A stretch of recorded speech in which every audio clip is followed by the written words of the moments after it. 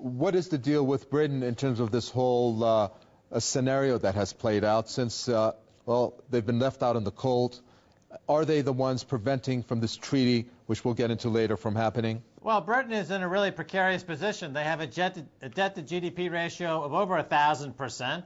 400% of that is just in their banking sector alone.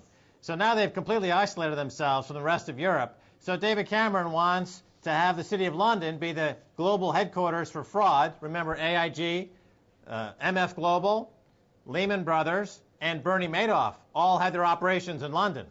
He wants the world to let London be the center for global fraud, and at the same time, he wants the world to buy British bonds and British bank debt. No, that's not going to work. So David Cameron is committing financial suicide, and adios, David Cameron. Max Keiser, Germany is on the prowl. I mean, for this supposed Merkel-Sarkozy rescue plan to work, wouldn't it require that Germany would need to govern European states kind of like colonies? Some comparisons have been made in that regards, with their own financial proconsuls, if you want, in every treasury, her own monitoring officers in every government department. I mean, is that going to work? Sounds like a plan.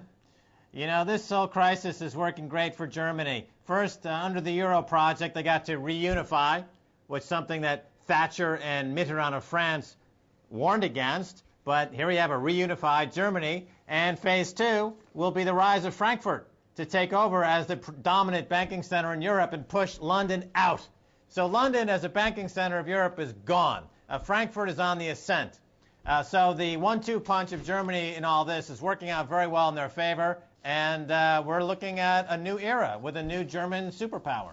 Okay, Max Keiser, going back to the question I asked Rodney Shakespeare, again, it's very interesting that you have this a general coming out of the United States making the claim, a warning, extraordinarily grave concern, he said, over the EU crisis, that the euro crisis could lead to civil unrest. This, on the austerity, is what I would think, and the breakup of the European Union. I mean, a top U.S. military officer with this warning, what do you make of that? Well, I had a chance to speak with Jim Rickards last year, just a couple of months ago, actually, about a war games exercise that he participated in not long ago at the Pentagon, where the Pentagon is now actively engaging in war games of financial war and currency wars. So the Pentagon and the U.S. military is very aware that credit default swaps and other derivatives are now being used as weapons to destabilize countries. Now, in terms of euro and the Eurozone, of course, they're going to be the big winner in the currency war because they've got 10,000 tons of gold. And Britain has 300 tons, and America has maybe 8,000 tons. So this is the way the currency wars are going to go forward. And, of course, a U.S. general is now talking about it because this is the new front in the global war. It's a currency war. And who would he consult with to come up with a statement like that? Timothy Geithner or the U.S. president? I mean, again, it's just extraordinary that he would say this. He's, I'm sure, aware of these war games exercises that are taking place right now in the Pentagon. Okay. So this is now on the daily intelligence briefing of the U.S. military establishment, that we've now entered an era of financial war and currency wars. And America, of course, is stupidly spending billions fighting the old, rear guard action of missiles and tanks and CIA interruptions and bombing countries and sending drones. That's yesterday's war. There's a currency war is the new 21st century war, and the U.S. is woefully inadequate. So is the UK.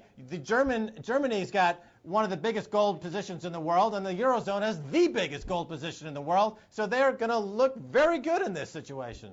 Max Keiser, the new treaty, if it's going to work, tell us about the money trail. Where's the money going to come from? I mean, if we're talking about growth, we're not seeing sustainable growth in these economies. It's pretty stagnant.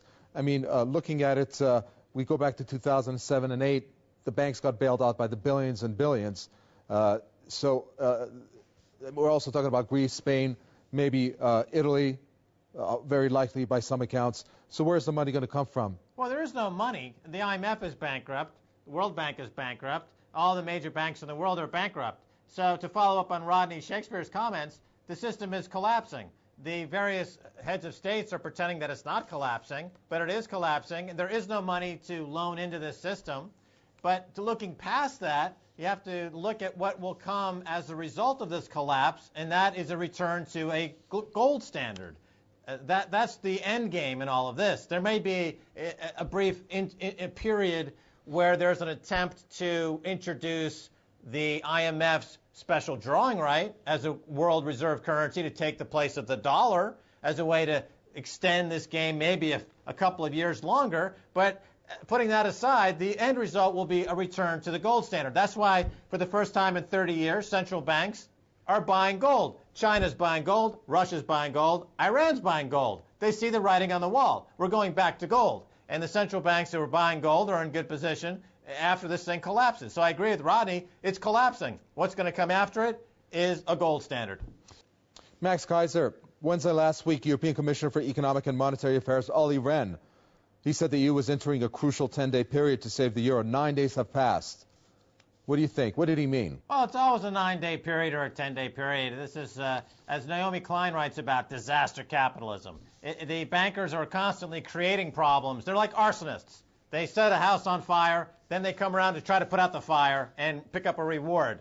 So you can't believe a word coming out of their mouth. Now, in the case of the UK, up to 40% of the GDP in the UK is generated by the City of London, and virtually 100% of that activity is fraudulent.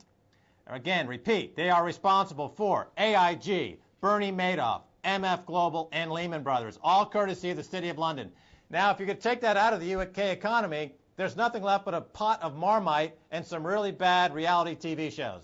So the whole center of financial gravity is going to move to Frankfurt. And we're going to have actually some credible banking facilities up in continental Europe. And the UK can go, drop dead as far as Europe is concerned. And quickly, if you can, are we going to see a fallout globally because of what has occurred if it doesn't work with this new treaty? Of course we're going to see a global fallout. There's a global banking collapse, which is going to result in a return to a gold standard. But all the new credit facilities and banking facilities will be, in large part, administered out of Frankfurt and Berlin. And the UK has shot itself in the foot. David Cameron, if he's re-elected, the people of the UK deserve what they get.